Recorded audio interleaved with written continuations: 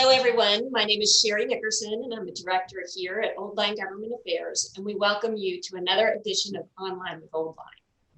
For this edition, we're excited to introduce Delegate Pat Young, currently representing District 44B in Baltimore County. Welcome, Delegate Young. Thanks so much for taking the time to be with us today. No worries. Thank you for having me. This is great. So I'm going to start off with a little bit of background, and of course, I'm going to need you to fill in the holes afterwards. Got it. So Delegate Young grew up in Catonsville, so local boy, and is a Marine veteran. He served 2 tours in Iraq and a humanitarian mission in Liberia. While earning his degree at Towson University, he formed a student veterans group and then spent 6 years as the first director of veteran services at the university after he graduated. Delegate Young was first elected to the Maryland House of Delegates in 2013, and he's since served on the Appropriations Committee and chaired the Oversight Subcommittee on Personnel. He was elected chair of the Baltimore County delegation in 2019 and serves as the House chair of the Joint Committee on Cybersecurity, Information Technology, and Biotechnology, which is a mouthful, and I bet you guys were busy. Yeah. And then most recently, Delegate Young announced his candidacy for a seat on the Baltimore County Council in 2022, rather than running for a 3rd term in the House of Delegates. So Delegate Young, let's get started. To get us rolling, just give us a little bit of background. What did I miss in my bio of you? And tell us a little bit about the district that you represent. Sure. So I don't think necessarily missed it. New information is I will be serving as the chair of the House Veterans Caucus. Oh, excellent. Which has been great. I've been on the vice chair for the last 7 years, and the last year out I'll serve as the chair. So looking forward to changes on that. But no, bio, great job. Thanks. So you did mention too that I am a local boy. I have the unique experience of representing the area I grew up. So parents, I was raised here. Parents still lived around here. And the only time I was really away from it was when I was serving in the military. Even when I was in college, I was still coming back home to Catonsville. So I mean, it's a unique one. Every district's unique in their own right. I think the situation that I have an opportunity to have this personal relationship with the area, with the community, rec league here, Boy Scouts, being involved and going to church around here, just school, all within the district.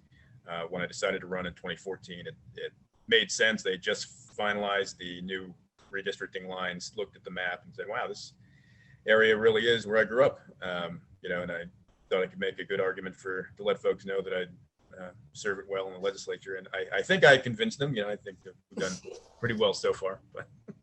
So you have a pretty deep-seated understanding and knowledge of both the people and the issues in that area, having grown up in it.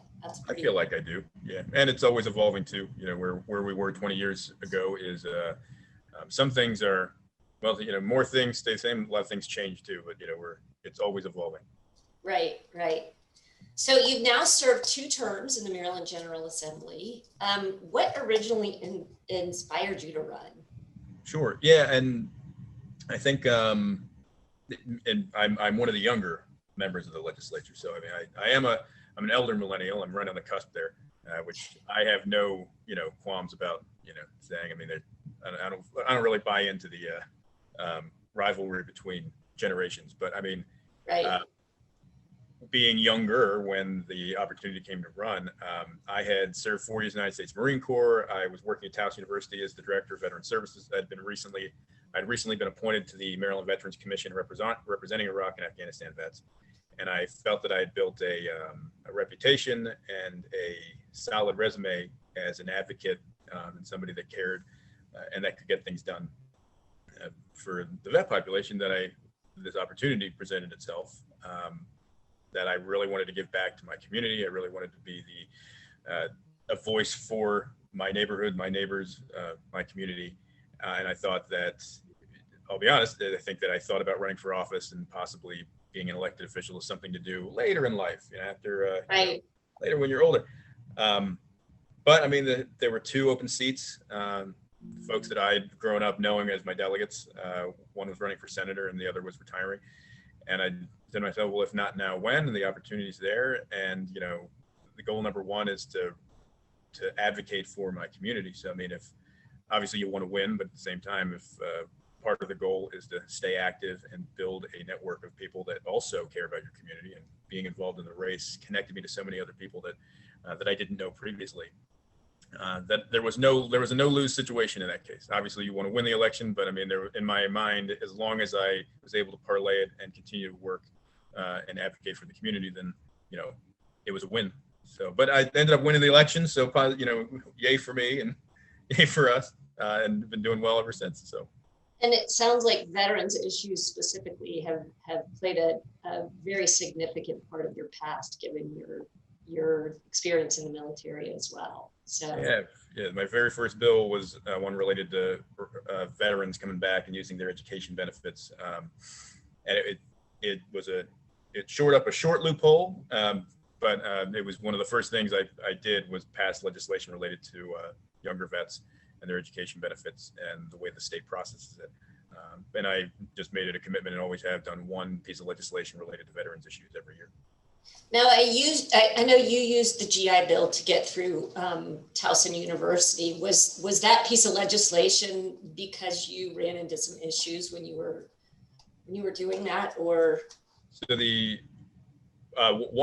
one was, and I can tell you about that one a little later. But the first piece I did was actually based on my experience with helping vets get their education benefits, and there was a period of 6 to 8 months back in 2015 where there was a shift in federal policy that the schools needed to adapt to, and if they didn't, a lot of them did, and a lot of them saw it coming, but it didn't necessarily apply to all schools or even system schools.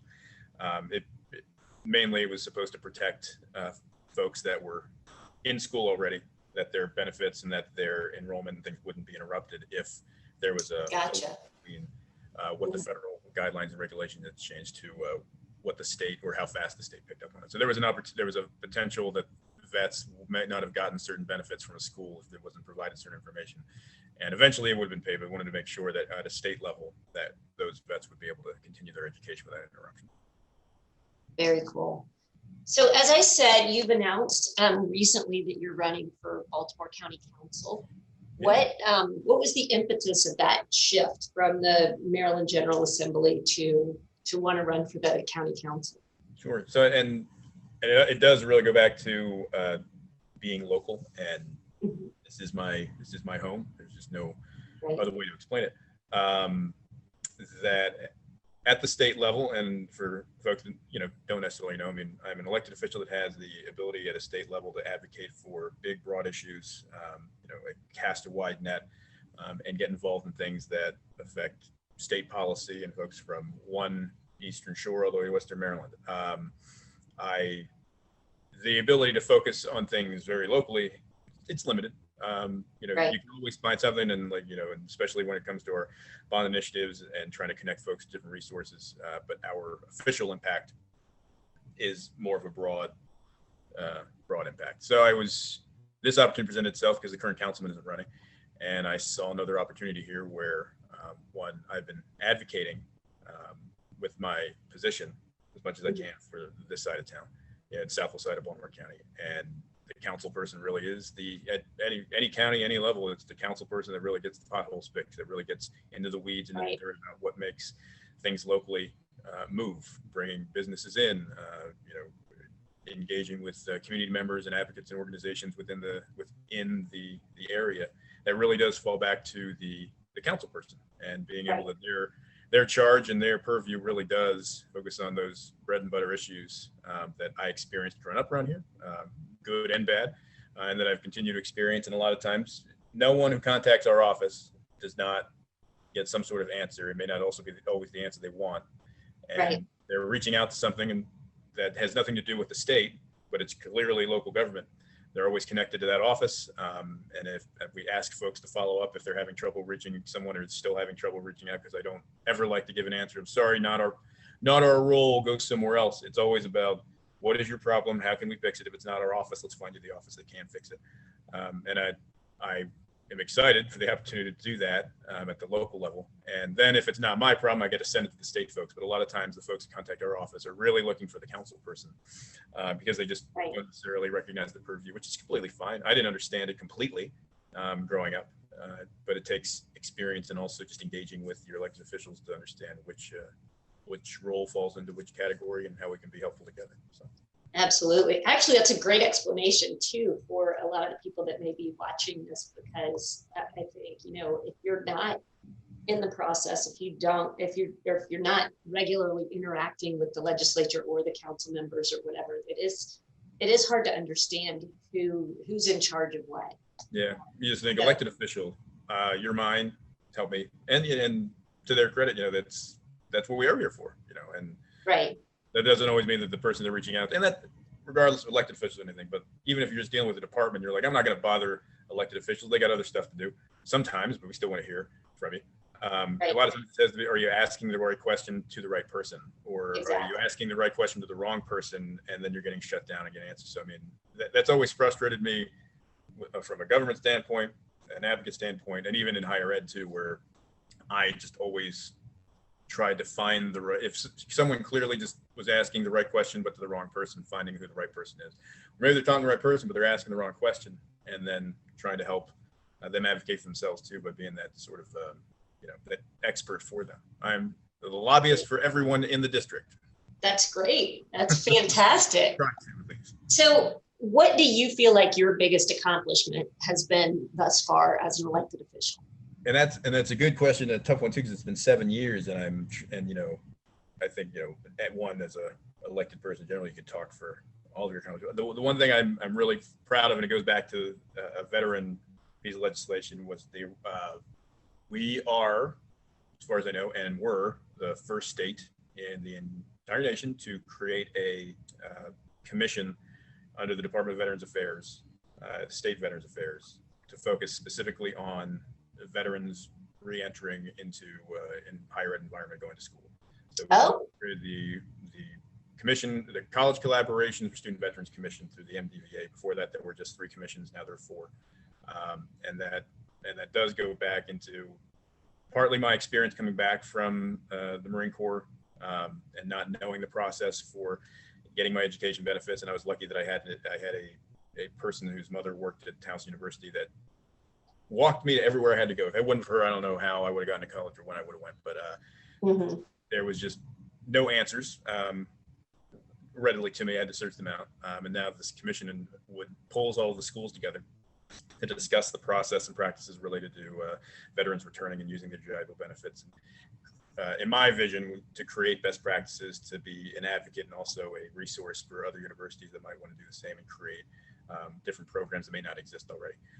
So I think that has been one of I always bring it up when somebody asks. So I think I've chosen it for myself anyway. I mean, I could go on to like other things. Chair of the delegation has been great, being an advocate as the vice chair of the Veterans Caucus, but in terms of like one single accomplishment that I continuously go back to is something I'm very proud of. It's that one. And there's other things I did too, but I think that's direct, and there's some other things that are just like indirect, related to a bigger issue with mental health, foster care youth. But I just keep going back to that one. The commission, creating that commission is just I'm proud. Well, I go back to you have great passion for veterans and veterans affairs. So I think that's, it makes sense that that's what you're, and that's something. I come from a veteran family as well, a military family, and it is interesting trying to navigate any of those processes that are available. So I've seen that before firsthand. So we talked about your biggest accomplishment thus far. What do you see doing in the future? Like, what would you like to accomplish if you're elected, when you're elected county council? What would you like to achieve? What's your big plan? What is my next steps? I could get everybody who's paying a crash course in all the issues going on in Southwest Baltimore County, but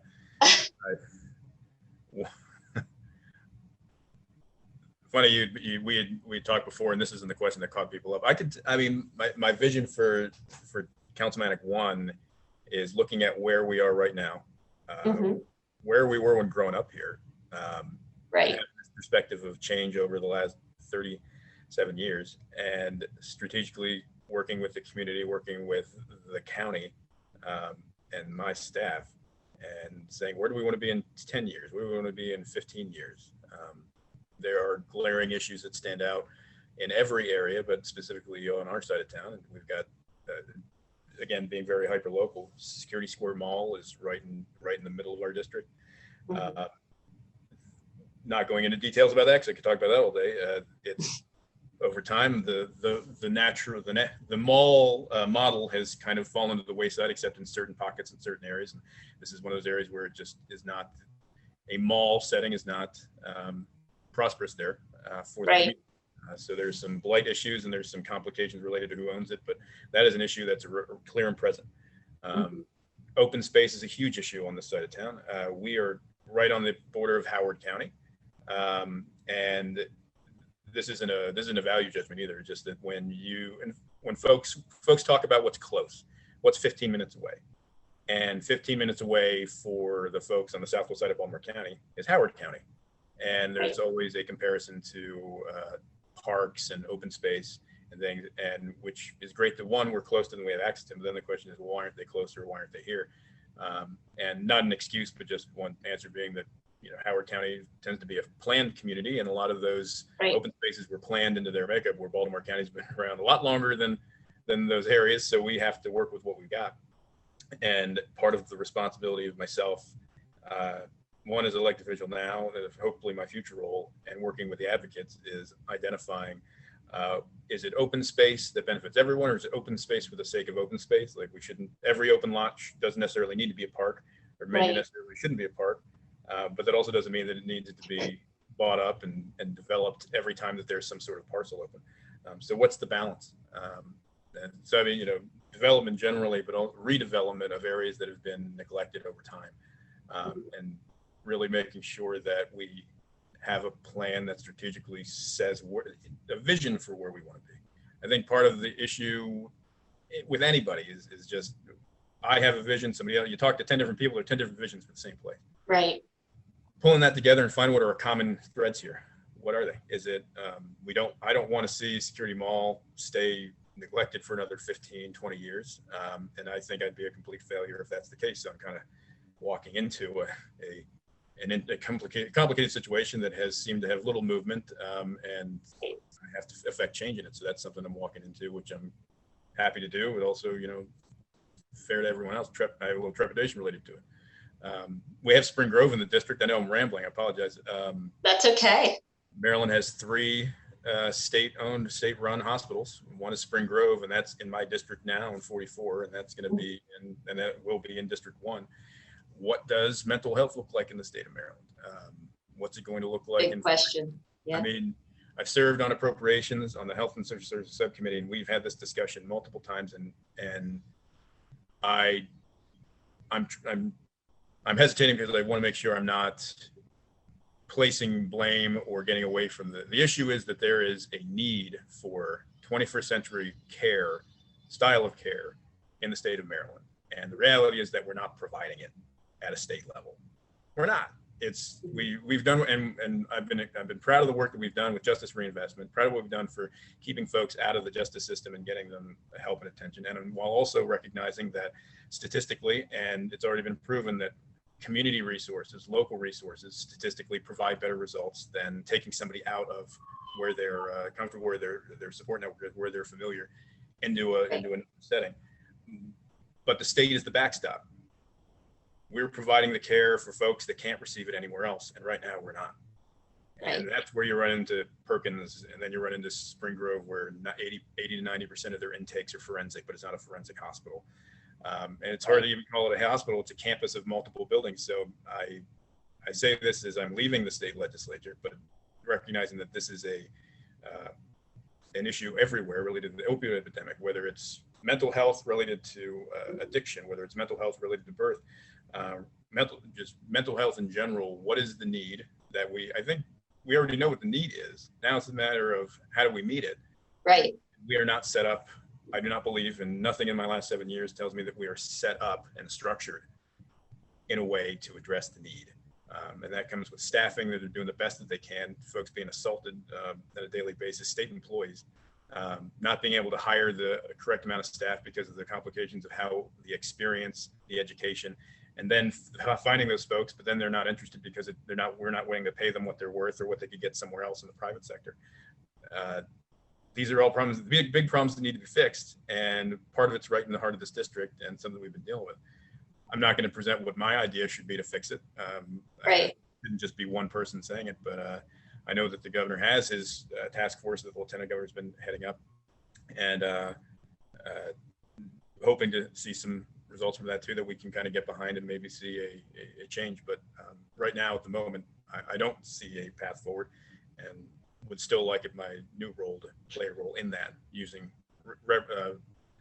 county resources as well as state resources and local resources to try and solve a problem locally, and then work with my colleagues now that will stay in the legislature and see how I can continue to be an advocate and a voice for those folks. Right. Sorry, that was a long one. No, I think it shows your passion for that district. And I think that's fantastic, having grown up in that area and being, having firsthand knowledge of the institutions and the issues and everything that underlie that area. I think it's fantastic. It just shows your passion. I think that's great. Thanks. So you sent us a really amazing picture. Can you tell us about the picture?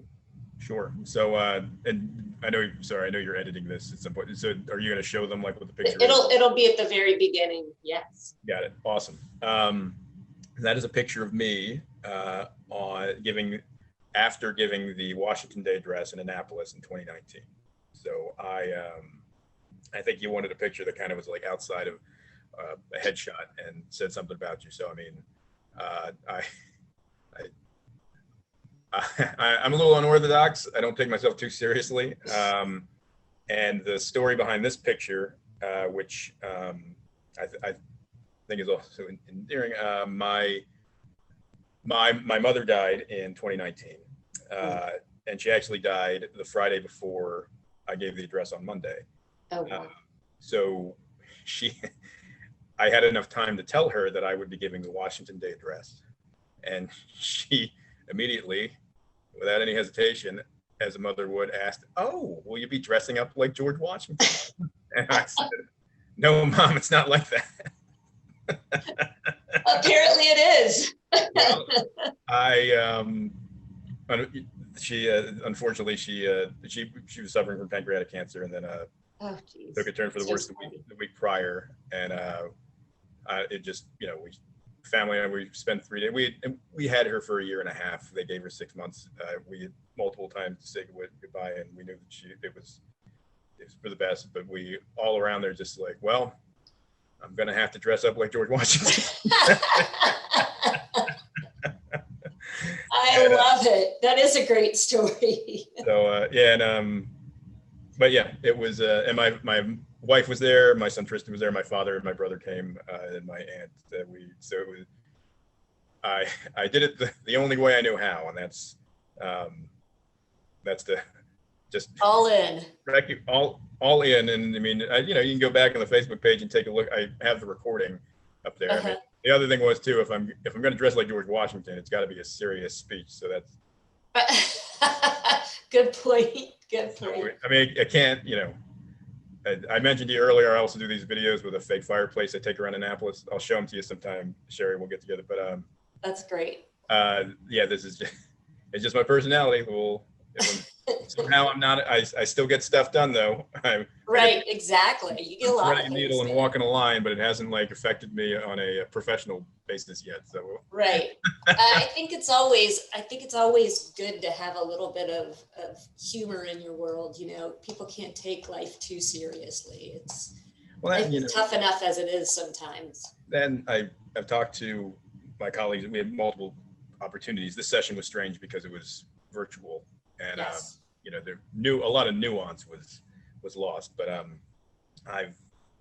it's come up before, how can you even me putting dressing up as George Washington, putting some gag videos out that wrote people in with a little bit of humor, add some information, and then ended with a little bit of humor too, just the conversation, how are you worried about anything? I'm like, sometimes like, did this go too far? Did that go too far? But I mean, like, and I'm not trying to like, you know, what I'm trying to say is that like at the end of the day in Annapolis, on our worst day, you know, doesn't matter if, you know, something failed, you messed up, whatever that would look like, you know, I get to go home to my family and get to, and then get to choose, you know, to either leave, stay down there, or like, you know, but I get to come home and it's not life and death. We have the opportunity to affect so many different people in an amazing way. And the work we do is important. But from a day-to-day basis, it's just not life and death in the legislature. Right. And maybe it's the military side of me that does. I mean, there was some, that was some serious stuff. I think it would be, I would say it's the most serious thing that I ever experienced. And maybe that influences my ability to come down here and just, I want to get something done. And there's nuance associated with, like, you know, your relationships with folks. But I mean, at the end of the day, everybody's trying to get by, everybody's trying to make, you know, doesn't matter what their party is, they're just trying to do what they can for their families and get to the next day and get to the next month. And, well, I think that's a good approach also in order to be able to collaborate between, you know, parties and between the House and Senate. And it is important not to take things too seriously or too personally, even though you're doing the work of the people of the state.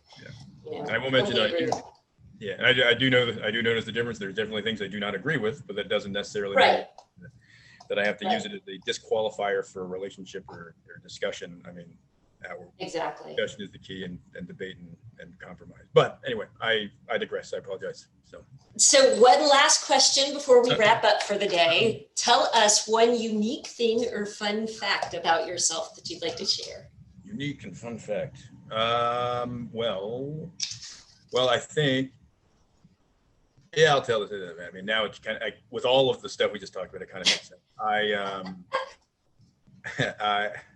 I acted all through middle school and high school. Oh, how cool! I played football in the spring, and I played football in the fall and acted in the spring. And I went to Towson University when I got out of the Marine Corps, and this might be too fun fact. And I graduated with 3 majors: political science, religious studies, and philosophy, and a minor in theater. And wow, that is interesting. I met my wife doing high school theater. We didn't date at the time. We were not each other's type then.